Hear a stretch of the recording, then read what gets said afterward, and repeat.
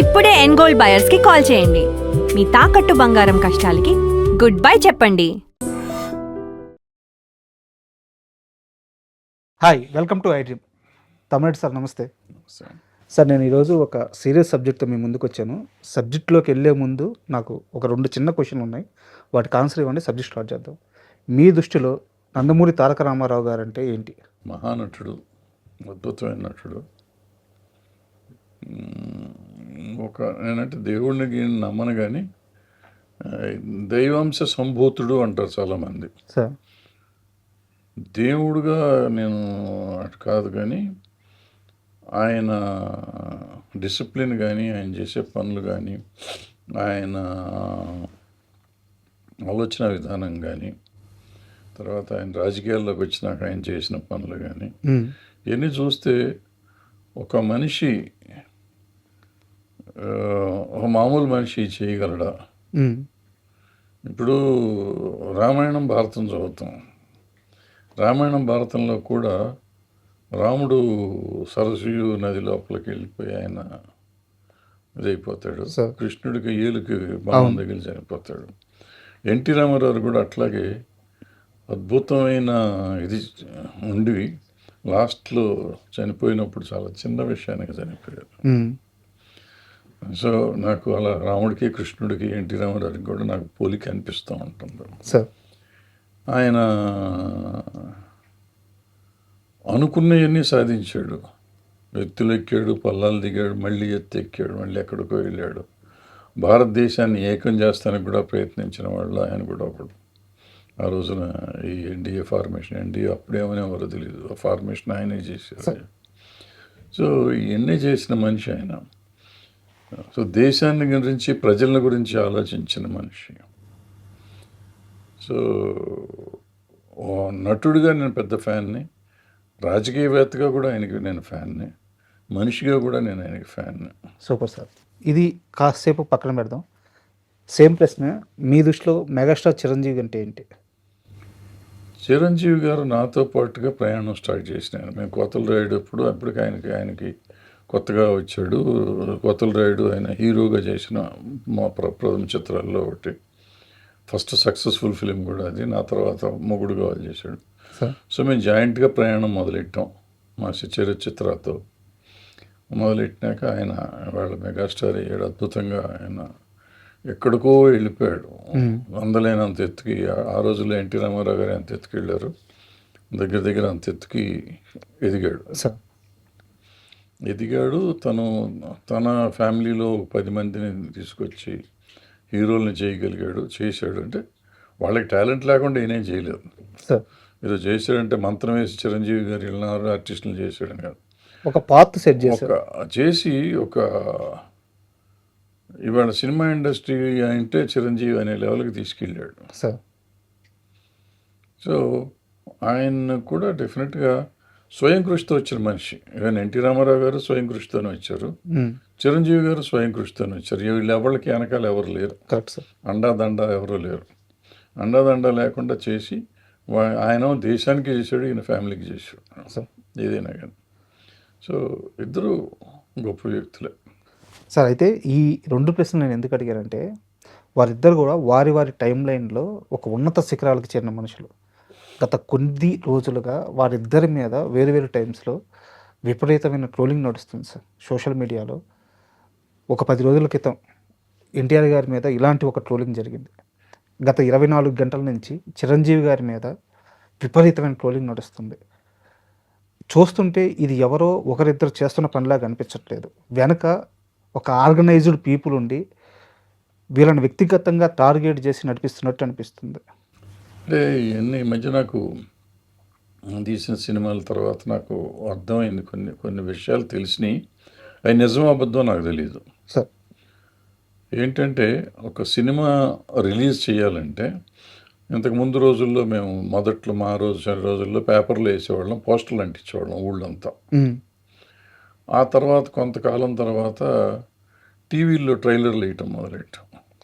ట్రైలర్లో పాటలు వేసి ప్రమోట్ చేయటం, రేడియోలో అడ్వర్టైజ్మెంట్లు వేయటం మొదలెట్టాం. అంతకుముందు రేడియో అడ్వర్టైజ్మెంట్లు ఉండేవి కాదు, రేడియోలో అడ్వర్టైజ్మెంట్లు వేయటం మొదలెట్టాం. ఇట్లా ప్రమోషన్స్ రకరకాలుగా చేసుకుంటూ వచ్చి ఇవాళ ఏంటంటే సోషల్ మీడియా ప్రమోషన్ అని కొత్తగా కనిపెట్టారు ఎవరు.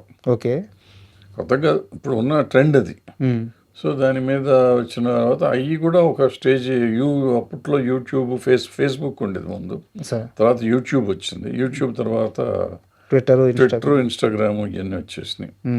సో ఇప్పుడు అవి మామూలు అయిపోయినాయి అవి కూడా. సో సినిమాకి వ్యూవర్షిప్ కావాలి అంటే మనం ఒక చిన్న కాంట్రవర్సీ క్రియేట్ చేయాలి అని ఒక గ్రూప్ తయారవుతారు ప్రతి సినిమాకి. ఉన్నారా? ప్రతి సినిమాకి అది అది ఒక స్కీమ్ లాగా పెట్టుకున్నారు. నేను విన్నది చెప్తున్నా ఇది. సార్. నేను ఆ సినిమాకి చేయలేదు. చెప్పారు నాకు ఇట్లా చేయాలండి అన్నారు, నాకు తెలియదు అన్నాను, వదిలేశాను. మీరు చెప్తా అంటే నాకు అనిపించింది అలా చేసి ఉంటారేమో. అలా ఒక సినిమా కాంట్రవర్సీ చేస్తే దాని గురించి చర్చిస్తారు కదా. సో ఆ చర్చ ప్రాబ్లీ వాళ్ళు ఎన్టీ రామారావు గారి మీదకి మళ్ళీ ఇచ్చారేమో. సార్.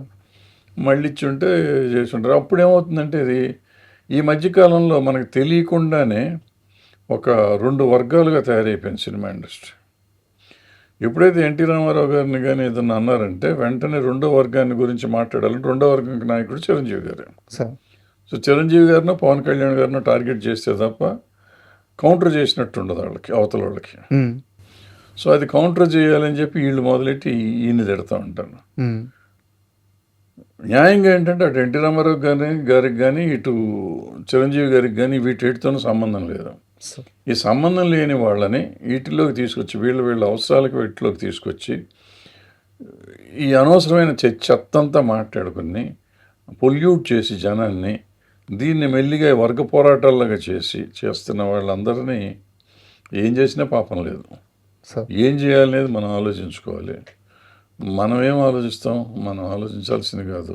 చదువుకున్న వాళ్ళు అయితే హీరోలన్నా ఆలోచించాలి, లేదంటే ప్రజలన్నా ఆలోచించాలి, లేదంటే ప్రభుత్వాలన్నా ఆలోచించాలి, లేదంటే ఫ్యాన్స్ అసోసియేషన్స్ కూడా ఆలోచించుకుని ఇటువంటి రాకుండా ఉండడానికి వాళ్ళని అరికెడితే బాగుంటుంది. అసలు నియంత్రణ సాధ్యం సార్. ఎందుకంటే ముక్కు ఉండట్లేదు, మొహం ఉండట్లేదు, పేరు ఉండట్లేదు, ఒక ఫేక్ ఐడి క్రియేట్ చేస్తున్నారు. ఎన్టీఆర్ అంతటి వ్యక్తి మీద, చిరంజీవి అంతటి వ్యక్తి మీద వాళ్ళు ఏం రాస్తున్నారో, ఏం పోస్ట్ చేస్తున్నారో, ఏం ట్రోల్ చేస్తున్నారో కనీస అవగాహన ఉండట్లేదు. వాళ్ళ మీద ఎలాంటి నిందలేస్తున్నారు, వాళ్ళ ప్రయాణం ఏంటి, వాళ్ళు సాధించిన విజయాలు ఏంటి, వాళ్ళ స్థాయి ఏంటి, వీళ్ళకి అసలు తెలియని కూడా తెలియవు. అవన్నీ ఒక మాట అనేస్తున్నారు, దాన్ని పట్టుకొని 10 మంది దాని కింద ఇంకొకరు తిట్టడం, ఇంకొకరు కామెంట్లు చేయడం, వ్యవస్థ మొత్తం చెడిపోతుంది సార్. అవును, చెడిపోతుంది. అంతే, మనం ఏం చేయలేం. అంటే చేయలేం కదా. ఇప్పుడు మీరు చెప్పినట్టు వాళ్ళు ఎవరు తెలియక కాదు. డెఫినెట్గా నేను రాశాను అనుకున్నా ఒక ఎగ్జాంపుల్ సార్. నేను పెట్టాను అనుకోండి ట్విట్టరు, అక్కడ పెట్టినోడు కూడా గొప్పగా చెప్పుకుంటాడు నేను చేశాను. 10 మందికి తెలుసు గ్యారంటీగా ఎవడు పెట్టాడు. మొత్తం సమాజానికి అంతా తెలియాలని లేదు, తన పక్కన ఉన్న వాళ్ళకి తెలుసు. ఆ పక్కన ఉన్న వాళ్ళకి జ్ఞానం ఉండాలి కదా. అరే తప్పురా ఇటువంటి చేయొద్దని చెప్పాలి కదా. వీడు ఎచ్చులు పోతా అంటే తప్పు ఎచ్చులు పోకూడదని చెప్పాలి కదా. తర్వాత ఎదురు వచ్చినవాడు సపోజ్ ఇది తప్పు, నువ్వు ఈ తప్పునైనా పెడతావు, ఇది కాదు ఇది విషయం అని చెప్పాలి తప్ప చిరంజీవి గారిని తిడతాం ఎందుకు? అదొక కౌంటర్ చిరంజీవి గారి మీద కాదు కదా. నేను ఒక ఇష్యూ ఎవరి మీద నేను మాట్లాడుతున్నానో దాని మీద నేను మాట్లాడాలి, నన్ను మాట్లాడాలి. నన్ను వదిలిపెట్టేసి ఎవరిని గురించి మాట్లాడారో ఆయన గురించి నాలుగు మంచి మాటలు చెప్పడం మానేసి ఇంకో మూడో వ్యక్తిని తీసుకొచ్చి దీంట్లో ఇరికించడం ఎంతవరకు కరెక్ట్? నాకు అర్థం కాలేదు ఇదంతా. ఈ రాజకీయాలు కానీ ఇదని అర్థం కావట్లేదు. అంటే ఈ అర్థం కాకుండా చేసి జనాన్ని ఇక్కడికి తీసుకెళ్తున్నారు. ఇందాక ఒక వీడియో చూశాను సార్. ఏంటంటే టీవీ లోనే చర్చ అయితే జరుగుతుంది.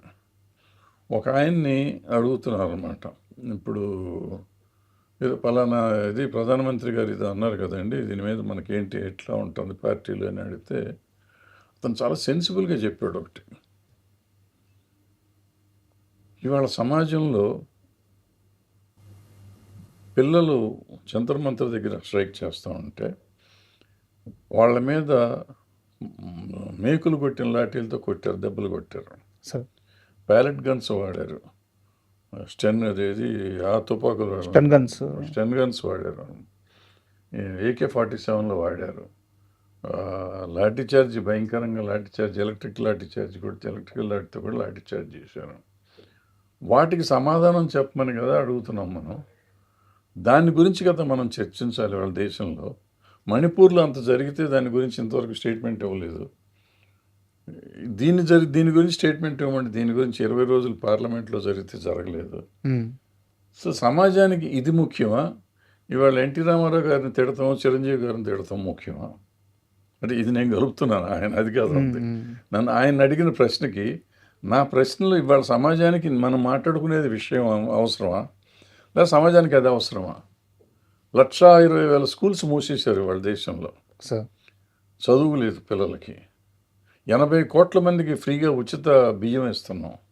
అంటే పావర్టీ ఇంకా మోర్ దెన్ 50% పావర్టీలో ఉంది ఈ దేశం. ఇక్కడ చదువు విద్యను అమ్ముకుంటున్నారు. వైద్యం లేక ఎంతోమంది చచ్చిపోతున్నారు ఈ రాష్ట్రాల్లో కూడా. ఇప్పుడు ఎన్టీ రామారావు గారు, చిరంజీవి గారిని గురించి మనం ఈ బూతులు తిట్టించుకుంటున్నాము. ఈ రాష్ట్రంలో కూడా వైద్యం లేక విద్య విపరీతమైన కాస్ట్లీ అయిపోయి వైద్య చెప్పించలేక పిల్లలు బాధపడుతున్నారు. ఒక నీట్ లీకేజ్ మీద అక్కడ గొడవ ఎంత జరుగుతుంది. జార్ఖండ్లో కూడా ప్రభుత్వం దిగొచ్చింది. సో అన్ని చోట్ల ప్రభుత్వాలను దింపుతున్న రోజుల్లో దీని మీద కదా ఫైట్ చేయాలి. మనం వీటిని గురించి కదా మాట్లాడాలి. మనం వాటిని గురించి మాట్లాడకుండా వీటిని గురించి మాట్లాడుతున్నారు అంటే వాళ్ళు చేస్తున్నారు, మనం మాట్లాడుతున్నామా? లేకపోతే మనం తప్పు చేస్తున్నామా, వాళ్ళు తప్పు చేస్తున్నారా? ఈ ఎవరు నేర్చుకోవాలి ఇది? ఎప్పుడు మనం బాగుపడతాం? ఎప్పుడు మనం ముందుకు ఆలోచిస్తాం? ఎప్పుడు మనం మంచిని గురించి ఆలోచిస్తాం? ఈ ఇదంతా చెడిపోతుంది. ఇది ఇంపార్టెంటా? ప్రాబబ్లీ వీళ్ళు కూడా యూతే అంతే సార్, పెట్టేవాడు అంతే. మరి ఇదే యువత ఓ పక్కన అటు పక్కన నా భారతదేశంలో మొత్తంలో యువత సమాజం కోసం పోరాడుతుంటే మనం కుల గజ్జితో పోరాడుతున్నాం అంటే ఎంత సిగ్గుపడాలి ఈ రాష్ట్రం, ఈ 2 రాష్ట్రాలు. వీళ్ళని ఏం చేయాలి నాకు తెలీదు. సీరియస్ సబ్జెక్ట్స్ మీద 2 తెలుగు రాష్ట్రాల్లో అసలు డిస్కషన్స్ జరగట్లేదు సార్. సినిమా ఎందుకు వాళ్ళకి ఈ వార్తలు ఉన్నాయి కదా, వీటి మీద మార్చుకుంటే సరిపోతుంది, బతికేస్తారు కదా. ఇవాళ చదువు అక్కర్లేదు, వైద్యం అక్కర్లేదు, తల్లిదండ్రులు ఏమైపోతారో అక్కర్లేదు. వీళ్ళు చేసి చండాల పనులకి తల్లిదండ్రులు సంపాదించి ఇవ్వాలి వీళ్ళకి, అంతే. వాళ్ళు చచ్చిపోయినా పర్లేదు. మనకు మాత్రం ఈ పార్టీలు, కులాలు, మతాలు ఉంటే సరిపోతుంది. బట్ వేరే వైపు హీరోలు ఏమన్నా వీళ్ళని ఎంకరేజ్ చేస్తున్నారంటే అసలు హీరోలకి వీళ్ళకి సంబంధమే లేదు, ఎవరికి సంబంధం లేదు. సో వాళ్ళు వచ్చి వీళ్ళకి చెప్పడం కానీ వాళ్ళ నుంచి వీళ్ళకి ఏమన్నా ఆదాయ మార్గం ఉండడం కానీ అసలు సంబంధమే లేదు. ఒకనొక టైంలో సార్, అంటే నేను మీ జనరేషన్ గురించి మాట్లాడుతున్నాను. ఆ జనరేషన్లో ఏఎన్ఆర్ గారు, ఎన్టీఆర్ గారు, కృష్ణ గారు వీళ్ళ మధ్య, వీళ్ళ సినిమాల మధ్య, వీళ్ళ ఫ్యాన్స్ మధ్య, అంటే ఫీల్డ్లో, ఆన్లైన్లో అప్పుడు లేదు కాబట్టి ఫీల్డ్లో విపరీతమైన పోటీ ఉండేది, ఫ్యాన్ వార్స్ జరిగాయి. కానీ తరం మారే కొద్దీ ఇప్పుడు మా తరం వచ్చిన తర్వాత ఎన్టీఆర్ గారు, జూనియర్ ఎన్టీఆర్ గారు కానీ, మహేష్ బాబు గారు కానీ, పవన్ కళ్యాణ్ గారు కానీ, ప్రభాస్ గారు, అల్లు అర్జున్ గారు, వాళ్ళందరూ, రామ్ చరణ్ గారు ఎంత స్నేహభావంతో ఉంటున్నారంటే వాళ్ళు ఉంటూ బయట కలుస్తున్నారు ఆడియన్స్కి తెలియాలని. మేమంతా ఒకటే, మేమందరం ఫ్రెండ్స్, భావాభావాన్ని పిలుచుకుంటున్నారు. ఒకరి మీద ఒకరు విద్వేషాలు రెచ్చగొట్టుకోమాక నేను చెప్తున్నారు. చాలా వాతావరణం, మంచి వాతావరణం క్రియేట్ చేసి పెట్టారు. అయినా కానీ జనాల్లోనే మార్పు రావట్లేదు అంతే. వాళ్ళంతే, వాళ్ళని ఏం చేయాలో తెలియదు. భగవంతుడి స్వరూపంలో ఈ మధ్య రాజకీయ నాయకులు వచ్చారు కాబట్టి వాళ్ళు ఏమైనా చేస్తారో చూద్దాం సార్. వీళ్ళకి ఏమైనా జ్ఞానం బాధ చేస్తారా, వీళ్ళకి జ్ఞానాన్ని ప్రసాదిస్తారా చూద్దాం సార్. కాలమే చెప్పాలి, మనం ఏం చేస్తాం. Thank you sir. Bye. And for more videos, please subscribe to iDream. Please subscribe to iDream. Please subscribe iDream. And please subscribe to iDream. For more videos, subscribe to iDream. please like, share and subscribe to the channel. Congratulations, iDream. Subscribe to iDream. Subscribe to iDream. So subscribe to iDream Media. iDream ki iDream team andarki huge congratulations. Please subscribe iDream Media. Please subscribe to iDream. Subscribe iDream. Please subscribe to iDream. iDream అంటే నా కళల ఛానల్ను subscribe చేసుకున్న నోరు తిరుగుతలేదు, మీరైతే గంట గుర్తు కొట్టండి. For more such videos, please subscribe to iDream. Subscribe to iDream. Please subscribe to iDream. Please subscribe iDream Media. Please do subscribe to iDream. Please subscribe to iDream Media. For best entertainment and information, please subscribe iDream. And don't forget to subscribe to iDream.